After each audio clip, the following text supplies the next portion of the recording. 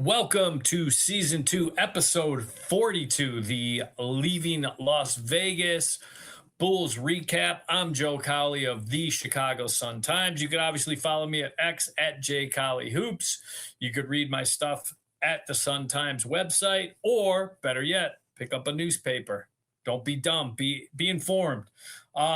We are back from Las Vegas. It was probably one of the more exciting summer leagues that I've had a chance to cover in, I don't know, I think this is year 14 or 15. This might be it. This might be the best one. Last year, unbelievable talent. It was great to go watch Cooper Flagg, guys like that.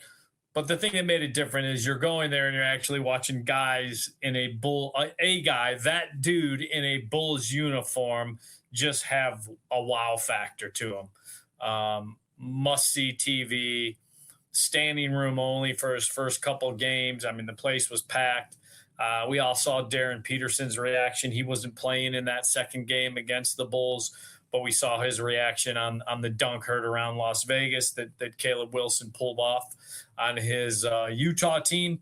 Final numbers on him: 20. He is done. They said after game 4 he is done. 23.5 points per game, 7.3 rebounds, 2.7 blocks, 1.3 steals, 50% from 3-point range. A lot of that is his 7-11 in shooting in game 1 from outside, where he scored 35.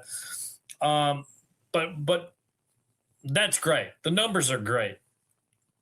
You don't come out of Las Vegas as a Bulls fan, as a member of the Bulls media, however, just being in love with the numbers. This was more than just numbers. This was an attitude. This was a middle finger to the rest of the draft class, whether it was the 3 guys picked in front of him, A.J. DeBonsa, Cameron Boozer, Darren Peterson, who we talked about, or the next 2 rounds of guys that went after him. He is after all of them. He is hunting all of them.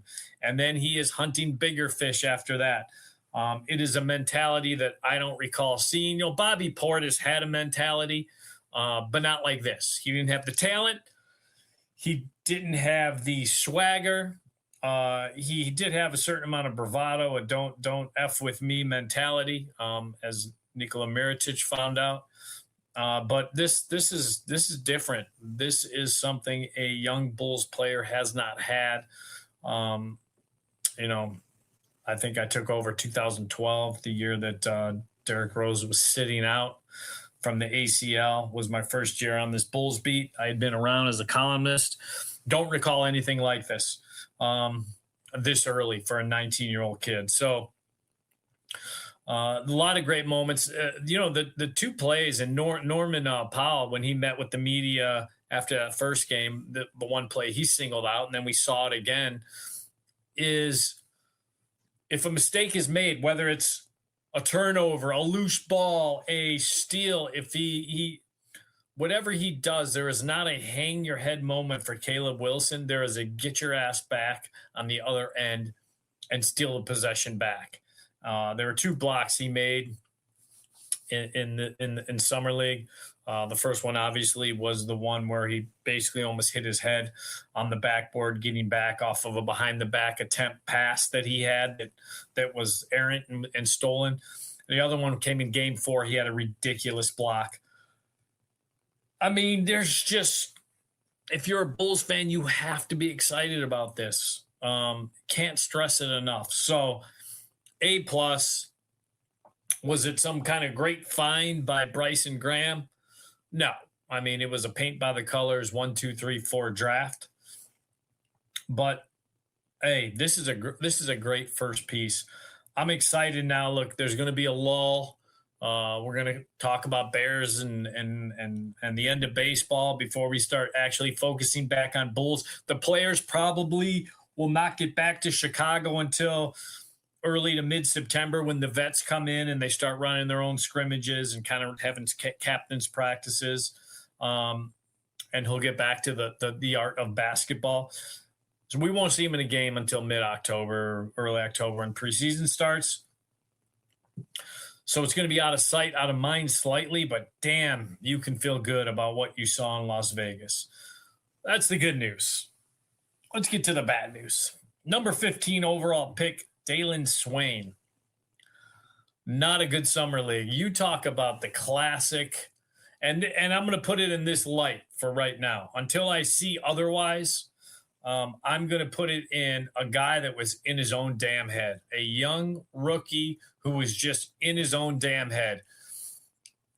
I have no problem with Tiago Splitter and the coaching staff coming up with the idea of, hey, he is not a point guard. He didn't play point guard at Texas last year, although he did lead them in every major statistical category.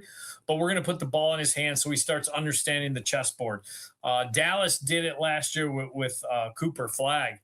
Gave him point guard duties. He's 6'9", 6'10". He's not a point guard. And then carried that end into the regular season.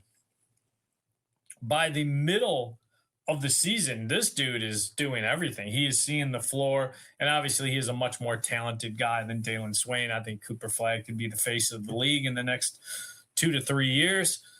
Dalen Swain is not that, but what he is a guy who has to learn how a team functions. The best way to do that is with the ball in your hands to understand the actions, what's expected of you. Do I see him in that role when the regular season starts? No, because Josh Giddey, excuse me, Trey Jones, they've got guys that can handle that. But it'd be nice if he learns that craft. 4.3 points per game, 4.3 rebounds, 12.9% from the field. He was 3 of 20, I want to say 26, 28 going in the finale against the Lakers. He didn't hit many shots in the Lakers game. He looked bad. Cameron Carr, who the Bulls were mock drafted to, they weren't linked to him because there wasn't much smoke as I would have liked around Cameron Carr for the Bulls at number 15. That was the guy I mocked to him. He anytime he scored on Swain, there was one sequence Swain, he scored on him, got fouled, and he's yelling at guys, easy work, easy work, easy work. That's not a good look. That's not a good look that the guy that went almost 10 picks after you is telling you you're easy work. So I'm going to put that to a guy that was admittedly dealing with jitters and then got in his own head and needs to step away from Las Vegas, get out of the Las Vegas scene, get back to the lab, get back to hard work, watch film, see what went wrong. Look, he's not known as a great outside shooter. He is more of a, I got this first step. I could take you to the rack. I could get to the free throw line. And in Las Vegas, where you can get 10 fouls and guys are a lot more sticky the way they're playing you because they're trying to impress coach, you're going to have more room to operate in the NBA game. Just put it that way.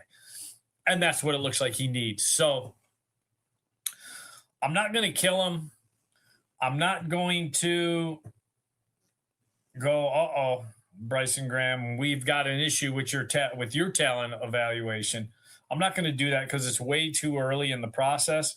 But the fact that I saw guys like LeBaron Philon, who was actually linked to the Bulls, worked out for the Bulls, guard out of Alabama, ended up going to the Sixers, damn steal at 22, 23, somewhere in there. And then Cameron Carr, a guy I had linked to the Bulls, a guy I know his dad from up here in Minneapolis, Cali Estates North, as many of you know, for the summer. He comes from great stock.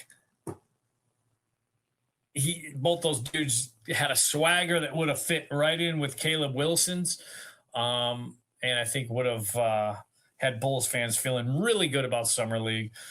So, look, it is what it is. Let's not kill the kid. He's young. Let's give him some grace. We'll see what happens. He doesn't need to make an impact right away with the way this roster's set up. It'd be nice if you did, though. So, and finally, we got good, bad, and now we got ugly. Noah Essengay. My goodness. It's great you grew. It's not good that you look like you're on roller skates. You look like a freaking big, tall baby giraffe just getting knocked over by 5'11" guards. 8 points, 5 rebounds, 2.7 blocks. Not awful numbers, but let's reflect on how he got those numbers. By game 1, Tiago Splitter had seen enough. decided there's not going to be soft with this kid. He's young. He was 18 last year when the Bulls drafted him. We'll get to that in the island and the rant. Shoulder. He came with shoulder issues. Again, nice job, medical staff, and again, AK. We'll get to that. The shoulder finally popped out. He's like freaking Riggs from Die Hard, where he can pop his shoulder out whenever, and it keeps popping out. They fixed it. Season lost. Red shirt. He was going to red shirt last year anyway. Again, was built like a baby giraffe and had the coordination of a baby giraffe. I question that I can't go and score 8 points in a Germany League game. I question that because if he was playing well in the Germany League, I question that. So anyway, lost season. He grew a little bit, told us at the end of this 25-26 campaign that he had grown a couple inches, put him near 6'11", near 7 foot. Again, if you know the inside joke, I have him listed as 7'6". Run with that aggregate dum-dums. So was excited to kind of say, okay, fresh start, not a lot of pressure because all eyes are going to be on Caleb Wilson. Dalen, even eyes are going to be on Dalen Swain. You are almost a bonus. You are almost a throw into this. It was a throw up. It got to the point Tiago didn't even want to play him. I think Tiago Splitter, and I love his attitude. There's no soft with this kid. This is going to be tough love, and he showed that. Benching him, not starting him in the second half of a game, and then has not started since. Playing limited minutes, just like, hey, prove it. This kid needs a lot of work. If I was him, I would stay in Chicago this entire summer. I would be at the Advocate every day in that weight room. I would be working on footwork. I'd be working on coordination. His hands aren't the greatest. I mean, there was so much wrong about him. A second-year guy should dominate. I mean, go back to what Modest did last year. His second year, he came in. They wanted him to work on ball handling. He was the primary ball handler. His first game was a little meh. He was learning a new role. Second game, great, cool, shut him down, or however it went. He only played a couple games last year, checked boxes, and then you saw him carry that into the regular season. This was not that. This was more question marks around him than answers. So, the rest of the squad, it was a wanky built Summer League squad. I don't really give a damn about Summer League records unless there was like 2 first-year guys, 2 second-year guys, and they were playing a lot, and they look like kind of like what the Lakers have looked like, where they're just blowing teams out. Then I'm saying, okay, there's juice behind this, because this is something that does carry on into the regular season. This 1 win, 1-3, whatever they were, they're playing some kind of friendly today, Friday the 17th. Don't give a damn about it. Like I said, Caleb Wilson's not involved, so I don't care. It'd be nice if Noah's involved and actually is involved. That would be good, French boy. So we'll wait and see. Overall, don't care about the record. Don't care about how Tiago Splitter looked as a coach. Don't even care about Dalen Swain and Noah's performances. Noah's a little bit more, but Dalen Swain's to a certain extent. I care about one thing. The number 8. Bulls fans, you got a dude. You finally got a dude. I don't know when the dudism is actually going to come on the NBA level. Might take a few years. And the cool thing is, or the interesting thing is, how is this going to work? Last shot, Caleb Wilson thinks he's going to be the guy. Norman Powell has earned the right to be a guy. What about Modest? He wants to be a star. He wants to be great. He's chasing that.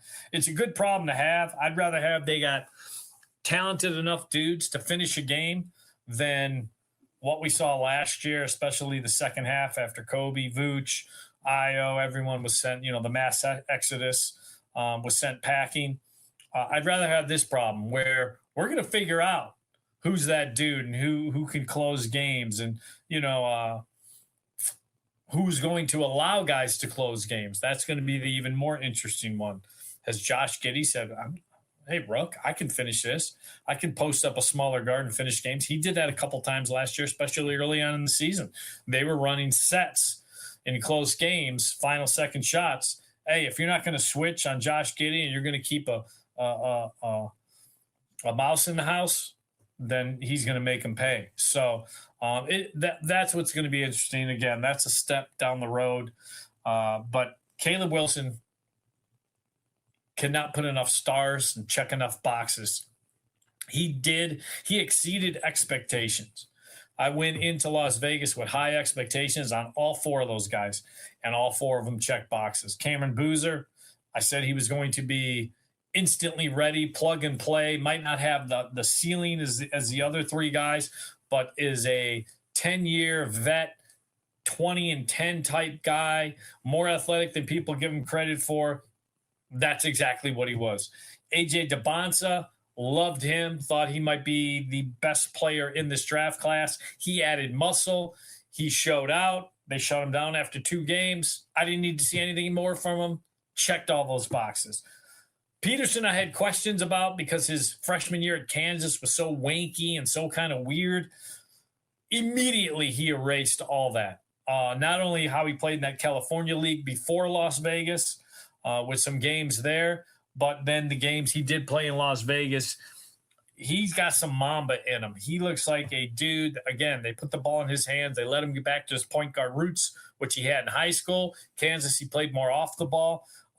Checked all the boxes and then some. My questions and fears about him have been answered and have been silenced. And then Caleb, what he did. So 1 through 4, I loved all 4 of those guys, and all 4 of those guys, they balled out. It was great to see. And then we got the bonus of Mikael Brown and Lindeberg and I'm trying to think who, Cameron Carr, Malik Thomas, other guys I liked and wanted to see. Braden Burries, I thought he played really well. I mean, we'll get to that all summer league team at the end here in the list, but excellent week.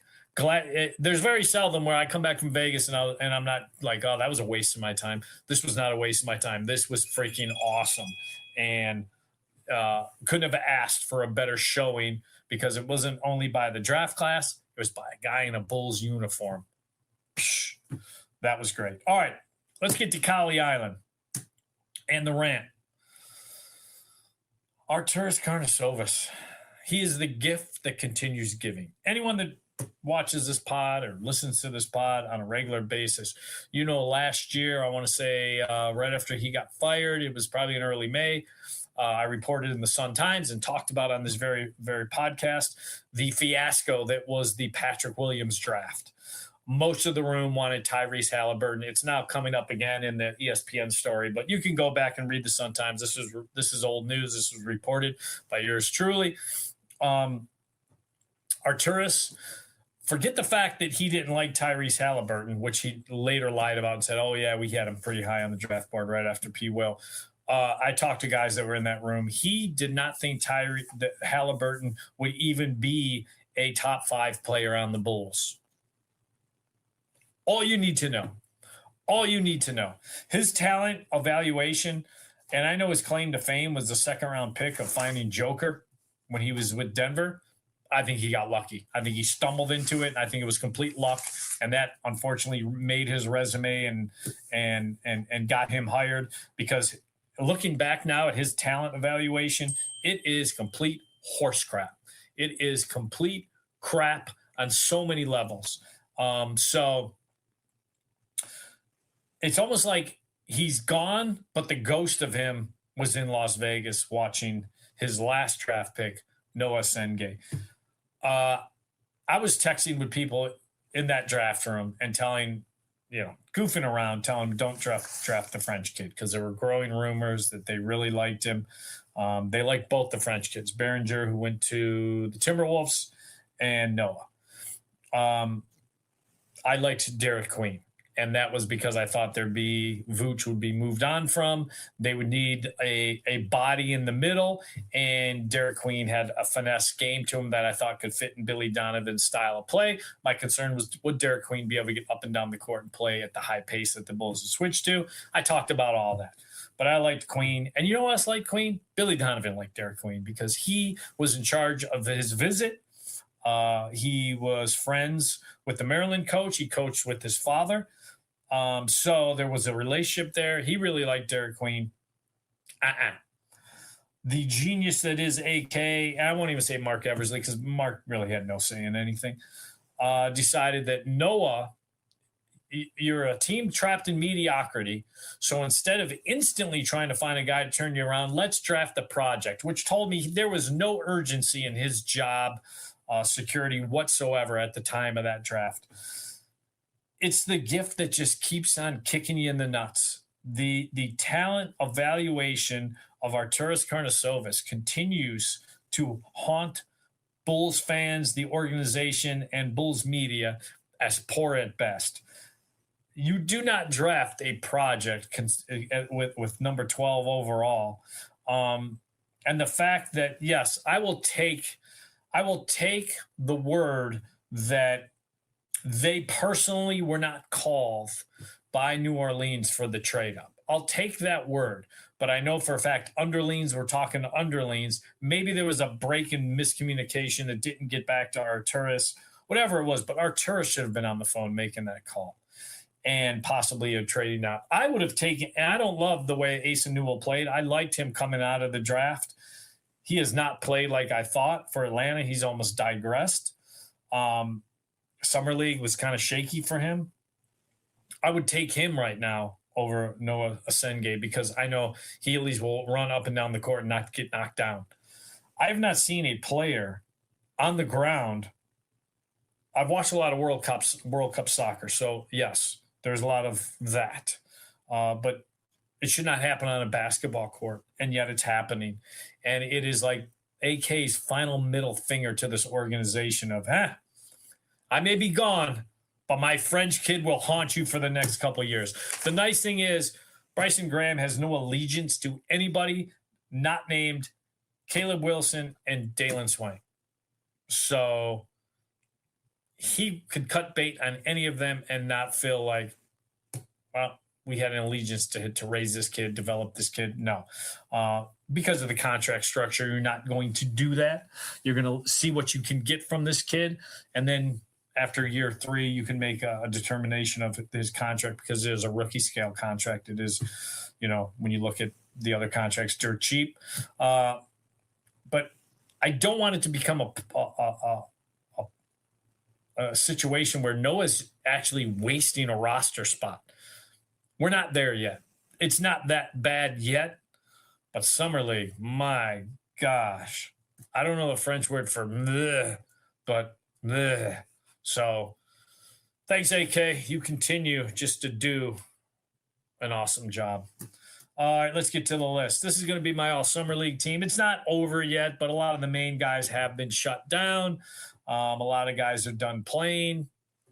So I put together an all Summer League team.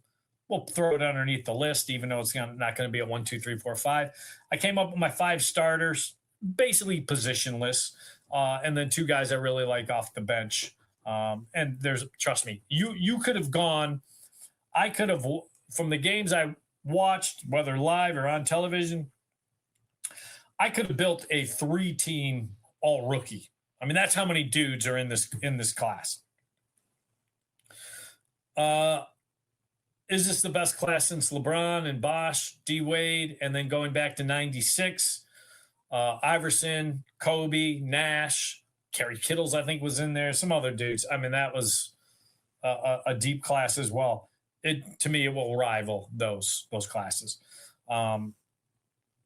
It's gonna put smoke on those as far as the best draft class.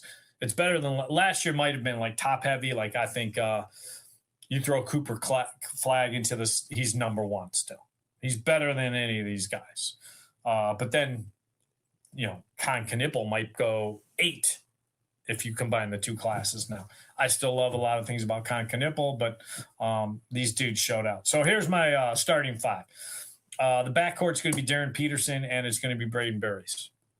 Very both interchangeable. Both Peterson can play on ball, off ball. Burries, outstanding. Outstanding. Milwaukee, kudos to you. I had him mocked, I think, to Dallas. I would have loved to seen him run with Cooper Flag, learn from Kyrie. I get what they did. Johnson, he looks like an enforcer. He looks like kind of that Draymond mindset with more offensive skill. So I think he's going to be a great fit with them. So I have no problem with what they did. But that's the backcourt. And then the front court, yeah, I'm Captain Obvious. AJ DeBonsa, Caleb Wilson, Cameron Boozer, your starting front court. All three of those guys, like I talked about earlier, checked every box and then some. And then the bench, two guys I like off the bench, and that's because I like the shooting. Malik Thomas, I liked him a lot. I had him mocked, I want to say in the 20s, 20-something in the first round. He ended up falling very early second round to the Cavs. His reputation was sniper, scorer, and guess what he was in Vegas? Sniper, scorer. Dude could score. Dude could shoot it. The other guy, mentioned him earlier, Cameron Carr. Not only the way he played and the way he scored, the attitude that Mr. Carr played with. He is a kind of, I mean, Caleb Wilson had a chip on his shoulder because he went 4. This dude was to me a late lottery, right out of the lottery type talent who didn't go till mid-20s, and he's taking names. He's busting asses and taking names, and that's going to carry on. And the Lakers, they got themselves a guy. Cameron Carr, to me, is going to be a very, very good scorer in the NBA. Is he an all-star? No. But he is, for what they're trying to build there and pivot from LeBron, he's going to be in the rotation. He's going to give them scoring off the bench, which was a big problem. He's a three-point threat, mid-range. I mean, he showed it all. So that's my team. And look, I can name, like I said, I can name 5, 6 other guys that I really liked. Phylon, Yexel. I mean, you go right down the list. There were so many impressive rookies. This is a hell of a class. I am so excited to first get NBA 2K and start mixing and matching and playing general manager and building my own team. Secondly, to finally going into an NBA season and say, can't wait to watch this rookie class. Can't wait to see an East that is wide open. But most importantly, for 82 games or however many I end up covering, I get to watch the development of a dude. And Summer League was just a taste of it.